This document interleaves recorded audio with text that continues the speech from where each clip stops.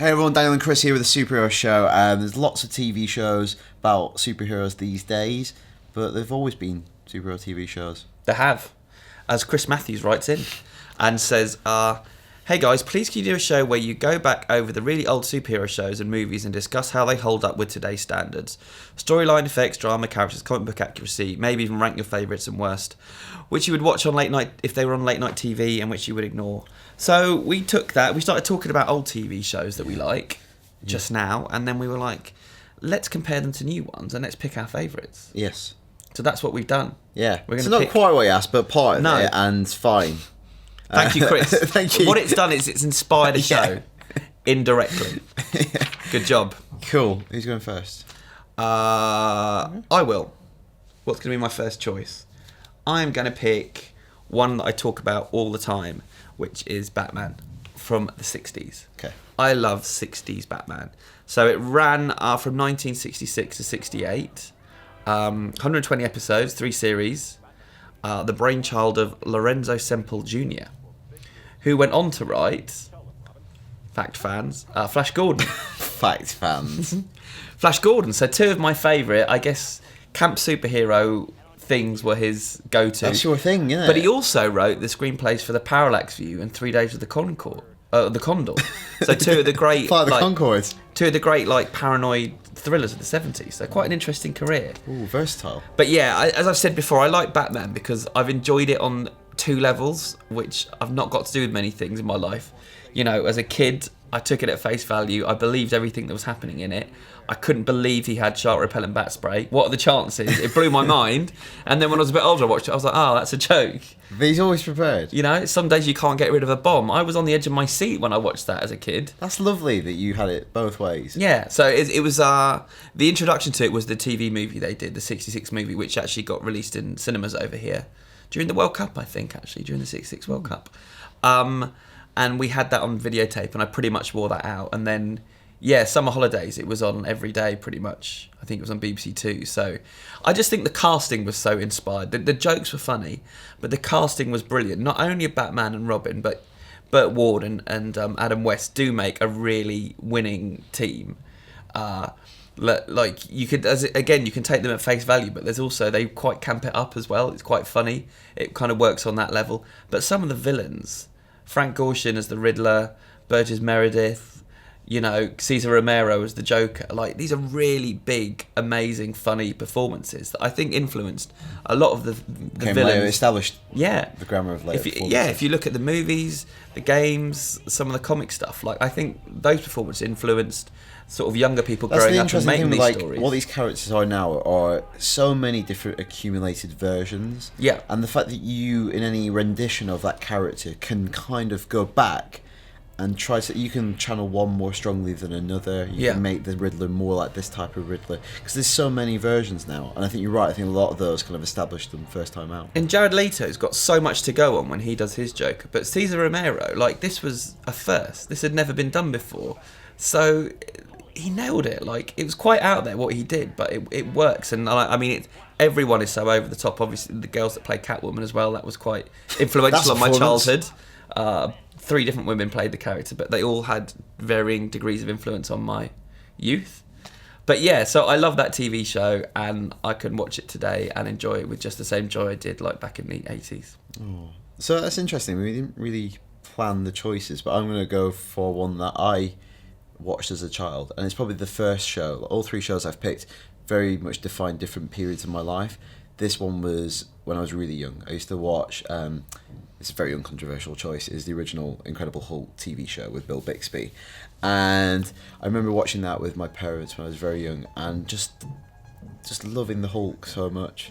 Like, as a kid, just, why are they being mean to him? Just loving the Hulk so much, he can transform. And it's like all the things I also liked as a kid. I used to like monster movies, so it's got that as well. And it's a show that, you know, comics in their origin are serial dramas, and it does a really good job of adapting that for a serial drama on TV and make it into this week-to-week show. And it was also through that, as a kid, through the TV movies, that I got introduced to other Marvel characters. This was my first introduction to the Marvel Universe, because growing up in England, in Blackburn, in the Northwest, like, didn't really have a comic book shop. I had to go to Manchester when I was a teenager. So this was my way into the Marvel universe, and through those TV movies, I got to know who Donald Blake and Thor were. Yeah. Daredevil even. The Trial of the Incredible Hulk. So it was kind of my way into the Marvel universe, and I think I haven't rewatched it for a long time, so I'm not sure how it holds up. But I remember it just being a really sad show, but obviously as a kid, just loving when he turned into the Hulk. Yeah, and just the shirt ripping. I quite enjoyed that. Yeah, it was always best when he was wearing the purple jeans. I've watched some of them recently. The action doesn't hold up at all. It looks ridiculous and silly, when at the time it would have looked pretty great. But the drama does, and I think a lot of that's down to Bill Bixby, who was just brilliant. It was so sad when he died, because he was such a fine actor, and I think he got typecast in that role. But I still don't think we've had a banner that comes close to his. Even I think we're all agreed Ruffalo's the best so far, but there was just something that the pathos he brought to the role. There's a psychological complexity. So, but the thing is, so, anger, even though it's like seen as a negative emotion, it's absolutely essential one. If you don't get angry about something or let that out, then you're actually affecting your own psychology very deeply. And there's a man who can't be angry, and he's just on his own, and it's so sad. And I think he ekes out a lot of those emotions brilliantly. I mean, it followed the pattern of a lot of TV shows at that time, like The Littlest Hobo, and what was the angel one? Stairway to Heaven, maybe? Literally, they had the same plots where it was a person or an animal people, going from town to town. They couldn't stay for long. But it had the added kind of excitement of he turned into the Incredible Hulk. I remember the intro sequence as well. Like, that is just seared onto my memory. Like the contact lenses. Yeah. That, very vivid in my mind, wearing those contact lenses, Bill Bixby. Yeah. But again, the tone was really interesting, where the Batman in the 60s, they went all out for comedy and camp, and then it was really interesting. They could have done a similar thing with Hulk, but they went deadly serious, and I think that's why the show's remembered. I think good choice. What should I do next? I will go modern, and we'll go Daredevil. So it's pretty hard, actually, because we agonised over this a little bit, because there's a lot of TV shows on at the moment, all of which we like, but it's quite early days for most of them, and some of them have had rough patches, and so I'm still undecided on how much I like The Flash, how much I like Agents of S.H.I.E.L.D., how much I like Agent Carter, Arrow, how much I like Arrow. I think I like Flash more than Arrow at the moment, but I don't know. I think Arrow's had good spells, and it's I think the last series was not so good, but yeah. We're holding judgment on some of those, but Daredevil we both really liked. We thought it was really solid, really consistent, as much because of the villain as the hero in it. And equally, I mean, maybe it's unfair to judge that, because that's the beginning of what's going to be, 6 seasons now, isn't it?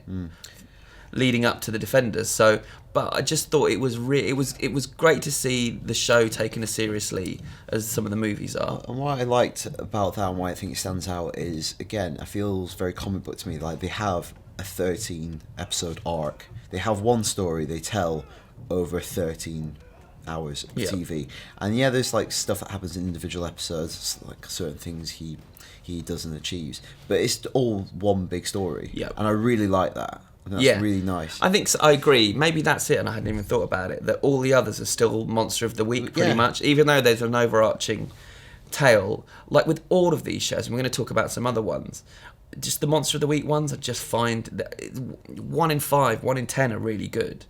But generally, they're just kind of, I want to hear more of the bigger story, of the bigger conspiracy. And we're Daredevil, everything fed into that bigger story, and I wonder what they'll do with season 2, because I think, while that was one big arc and that really suited establishing that character for so many new viewers and a bit a wider audience, it'd be quite good in the new series. Like, say, like in comics, sometimes you will have a 13-issue arc.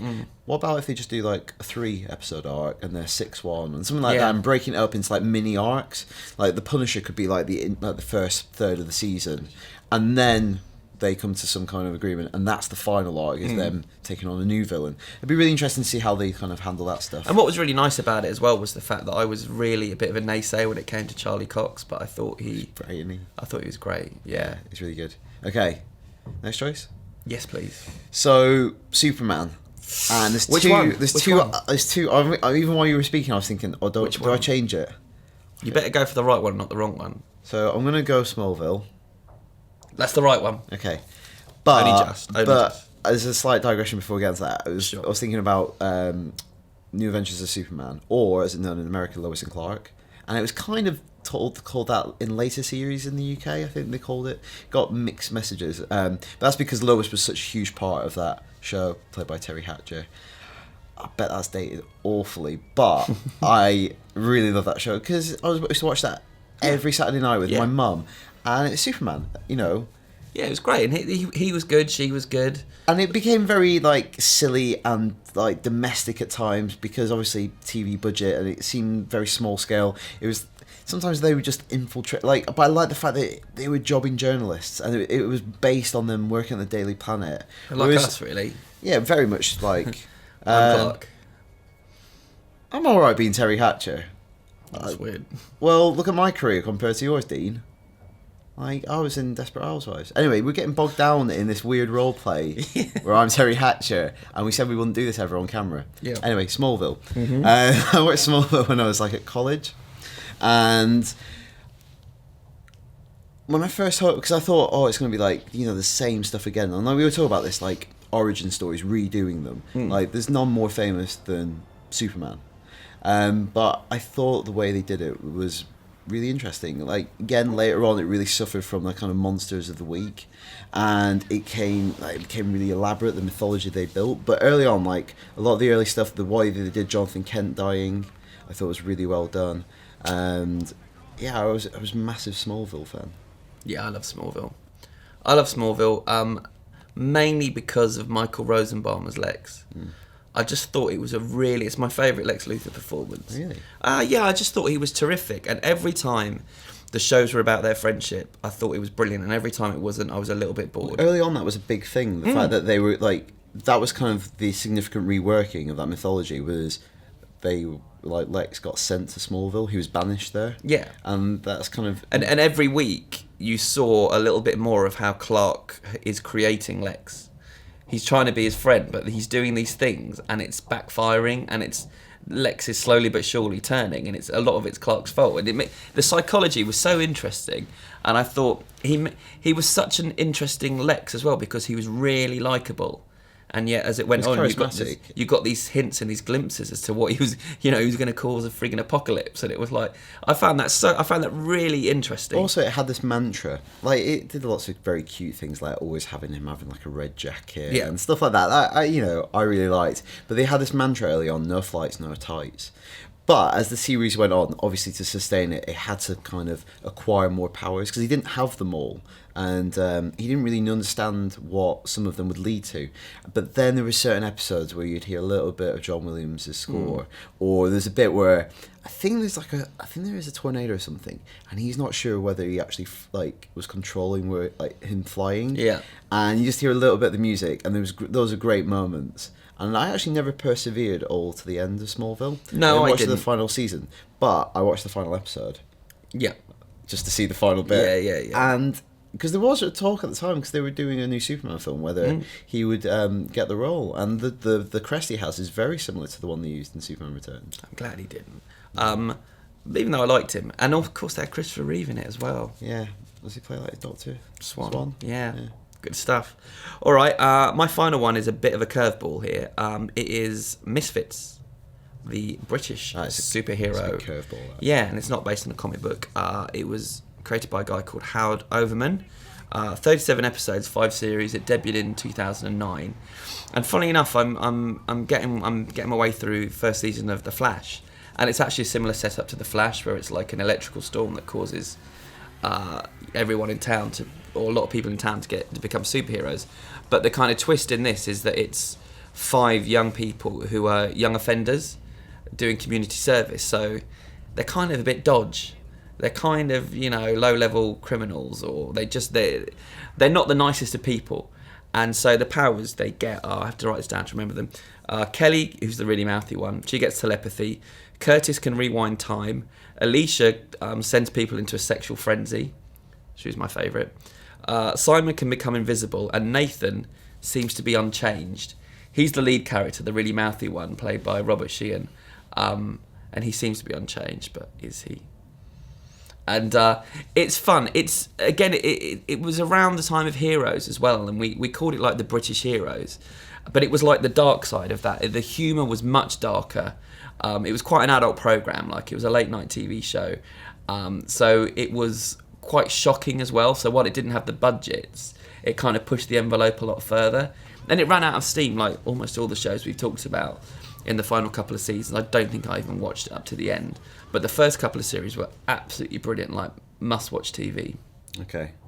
So check it out. So, talking about must-watch TV, I'm going to go for the US Heroes, a.k.a. Heroes TV show. Bugger, I forgot you were picking that. That's the US version. The Heroes is talking about different times of my life. It was when I was at university, and you talk about must-watch TV, the first season of Heroes. That's what I'm talking about. I'm talking about the first season of Heroes. Let's put the other stuff aside. Yeah. First season was definitely must-watch TV. Like, everyone I knew was obsessed by it. And one particular sequence when Hero returns from the future and he's an absolute badass and he has a samurai sword, and you're just like, what is this show? Then it kind of lost its momentum and got bogged down in all this kind of like terrible subplots. But the first series, you had a terrifying villain in form of Zachary Quinto's Sylar. You had new heroes. Like, this wasn't an adaptation of anything. You were going on like, it felt like a new original kind of take on the super. They were building their own mythology. Yeah. Rather than just like, here's a bunch of people that have powers. It felt like it was working to something. Ultimately, that thing never really materialized and wasn't satisfying enough, because it's around the same time as Lost, where like mythology building was kind of a big thing, and like I've been at university, I have a lot of time on your hands, so you get sucked into this stuff, debating it in the pub, and ultimately Heroes never capitalized on that. But that first series was something special. Maybe Heroes Reborn will. Yeah. Yeah, no, it was good fun, wasn't it? It was a really great good show.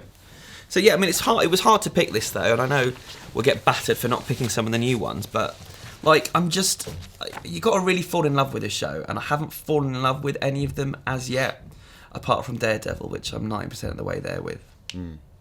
Cool. Which is your favourite superhero TV show? Let us know, superheroshowign.com. Time for some feedback?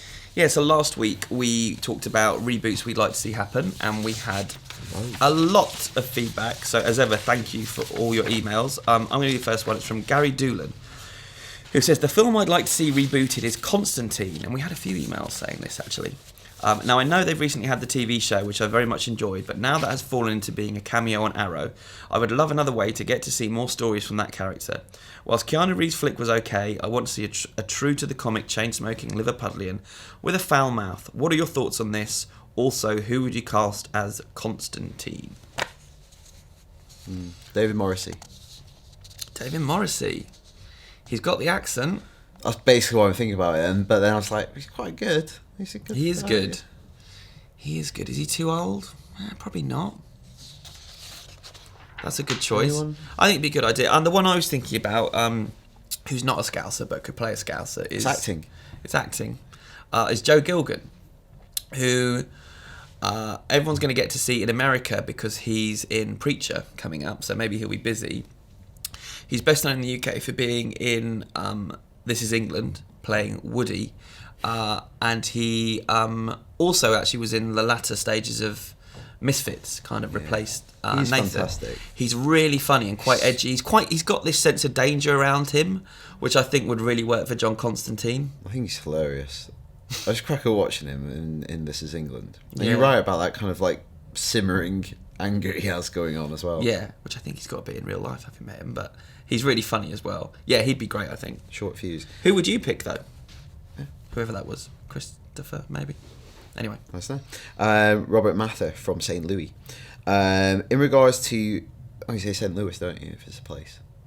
I was thinking that as you were talking. I was thinking, has he said that right? St. Louis. Let's not This get is bogged down America. in that either. Getting bogged down in the details. I'll move on to his email. In regards to your conversation about superhero movie reboots, there is only one person that came to mind for a Flash Gordon reboot. Nathan Fillion. If you've seen Dr. Horrible's sing-along blog, then you know why I picture him to be a ringer for the part. What do you guys think? Yes. Definitely. Fillion and everything. Definitely.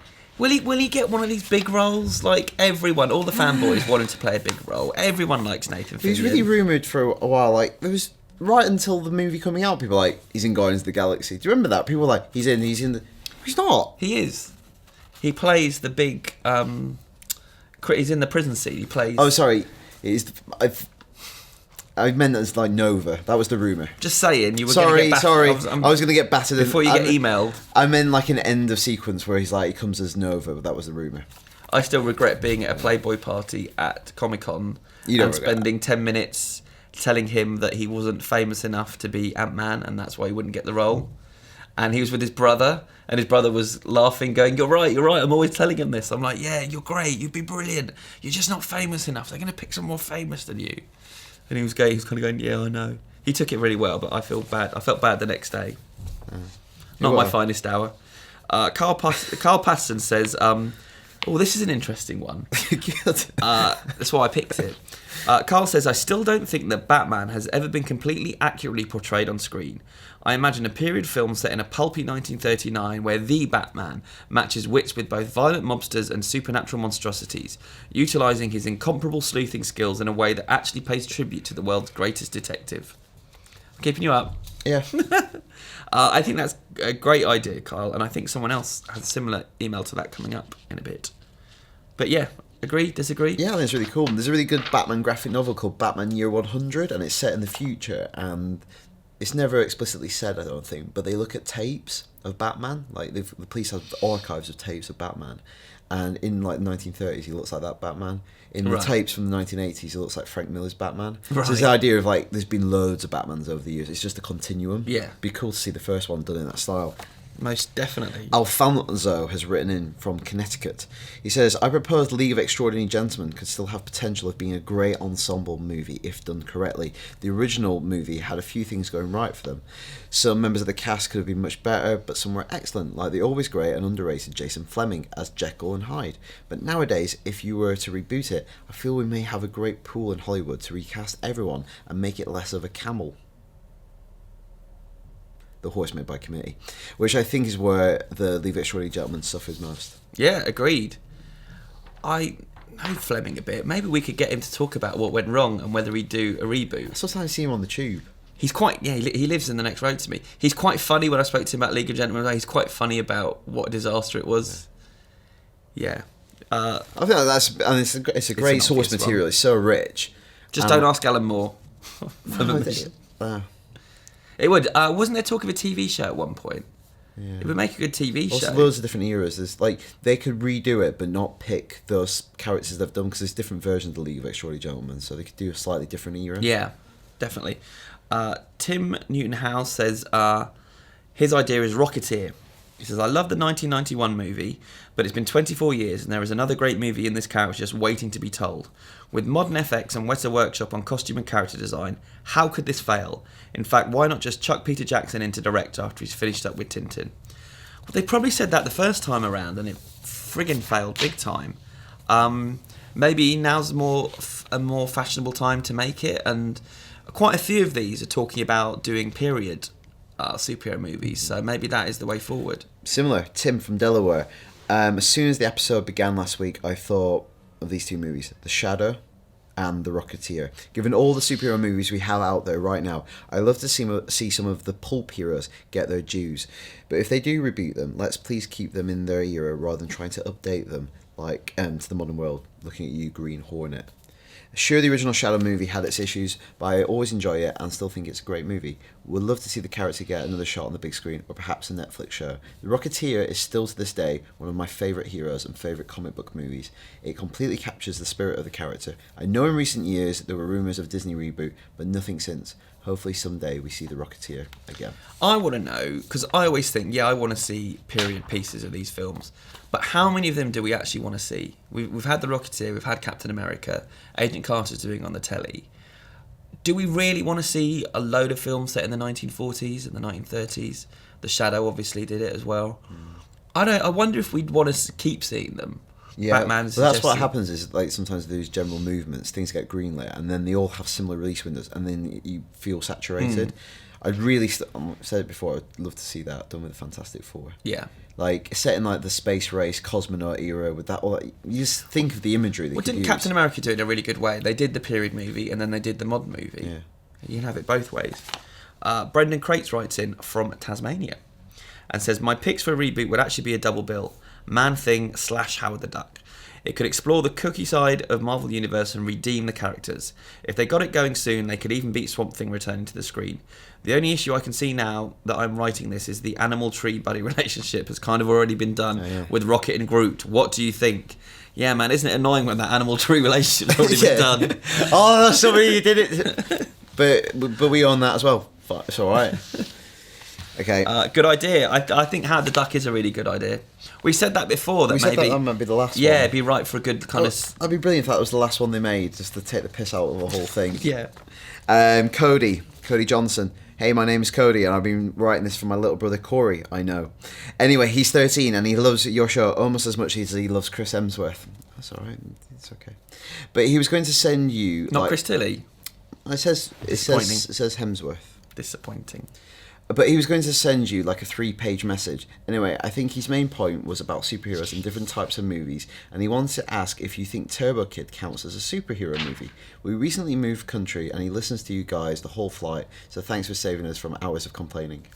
Is this the New Zealand film Turbo Kid? Yeah, I think that's... Because... It's like superhero or science fiction. If Corey's 13, should you really be watching Turbo Kid? Because I watched it the other day. That film is violent. But it's very funny. It's very sweet-natured. It's kind of a funny 80s throwback to kind of straight-to-video sort of action idiocy. And, yeah, I mean, I think this is something I'm probably going to write a feature about sooner or later, but I think there are a bunch of superhero movies out there that aren't really about superhero movies, and we've grown up with a bunch of them, about people that get powers that are superheroic. If that's a word, but maybe aren't particularly superheroes. So RoboCop, The Fly, Limitless, Lucy. There's lots of these films that come out that they're not superheroes, but they've got the same powers as some of the superheroes have. So that's what you do with them, Chris. Yeah. So yeah, I would consider Turbo Kid a superhero movie because it's also awesome. You should check it out if you get a chance to see it. But thank you for watching, and he Corey. has excellent taste. Yeah, thank you for watching, Corey. You got one more? Oh, yeah, that's me. This is from David, and the subject is... David's in Boston, Massachusetts. Dan Stevens as next superhero. You need to go back and watch one of our old episodes. I'm writing because I watched Dan Stevens of the TV show Downton Abbey in the movie thriller The Guest. I was downright amazed by his versatility as an actor and the gravitas that he brought to that role. Yeah. What do you think of Dan Stevens taking up the next big superhero role in a Marvel or DC? Which role do you think he would be best suited? Why isn't he mentioned more often? I'm hoping we can start a grassroots campaign on your show for dorks and geeks to get behind Dan Stevens. Sounds naughty. And when we look back, we can say the superhero show creates social change. Well, you know what? We've actually half tried this with Dan Stevens. Yeah. Do you want to explain? Well, what movie did you interview him for? Was it for The Guest? It was The Guest. Yeah, and we asked him about the Captain Britain rumour. Yeah, I mean, was it a rumour or was it something that we pretty much just made I think we up? made it up and said, would you play Captain Britain? And hoping he'd say yes. And then we say it on the site, yes, he's playing Captain Britain. I think how I phrased it was, we've had lots of people writing saying that you'd be great as Captain Britain. I don't know if that was true, but it's a good way to phrase it. And then I had a couple of pictures on my phone to show him. Unfortunately, the first one, you couldn't really see Captain... We said he looked like him. You couldn't really see his face. So he basically laughed in my face. But then the second one, I mean, it's a handsome bloke with blonde hair. That's what Dan Stevens is. But I think he would make a great superhero. What about Captain Britain? Also, The Guest has just hit Netflix. So I think that's why everyone's going to kind of, going to see it now if they missed it at the cinema. It's a really good movie. He's fantastic in it. Yeah, really cool. I think he's that big role. In fact, I'd rather see him do The Guest 2. But we've spoken to the guys making it, and at the moment's passed, we're probably not going to get a sequel. But it kind of demands a sequel. Superpowers. I want to know more about what happened to him. Yeah, no spoilers. Watch it after you watch Turbo Kid. Anyway. Alex Lutkin. I think it would really benefit Sony if for their animated Spider-Man film they didn't use Peter Parker. As it is clear Marvel will be using Peter Parker in the MCU, this is a great opportunity for Sony to introduce Miles Morales and make it easier for the audience to differentiate between the two iterations and to satisfy fans that want to see Miles take up the mantle of Spider-Man. Nothing to add. Wasn't there not that thing, that agreement where Sony don't have the rights to other versions of Spider-Man. I don't know. The Peter Parker. Maybe, I'm not sure. Whatever. Anyway, good idea. It's a great idea. Brilliant. Jeremy Williams has a question that maybe we should have dedicated the entire show to. Okay. Jeremy writes from Vancouver and says, "Hey, if you could spend the afternoon with any superhero, no heroics, just mundane and safe activities, who would you want to hang out with?" If we could hang out with Any superhero for the just afternoon. but no, we're not getting up to anything. Just hanging out, having a cup of tea, popping to the shops, maybe placing a bet. Don't know why I said that. Placing a bet of all the things you could do. With Trying to think of what a mundane Have thing you got is to yours? do. Might do.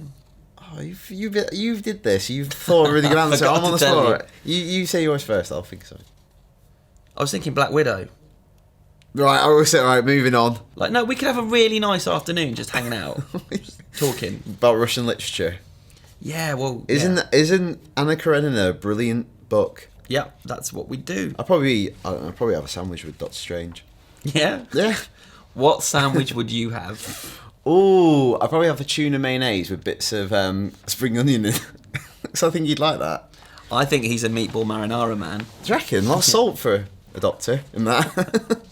Good point. Okay, final email. Adam Harrison, Dr. Adam. I was wondering where you got this Galactus figure shown on set. I'm a huge Galactus fan and would love to pick one up for myself. Bugger, I meant to tell you that this was coming up. I've never gotten up before. I assume it's this one. Yeah. I think so. There was a photo which I should have added. Yeah, it must be. I don't think we've got another Galactus. No. So this is mine actually from home. This is That's it. That's your answer. you're not having it. There's a Hasbro Mighty mug, circa I don't know when, 2011. You can only get them on eBay now. I think it'll probably cost you about 40 quid. It's a mug. It's just called Mighty mugs.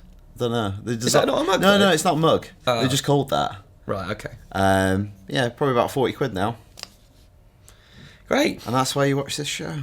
Yeah. Here to help. Cool. Send us more feedback, superhero@ign.com. And until next week, for everything on superheroes, stay right with us here on IGN.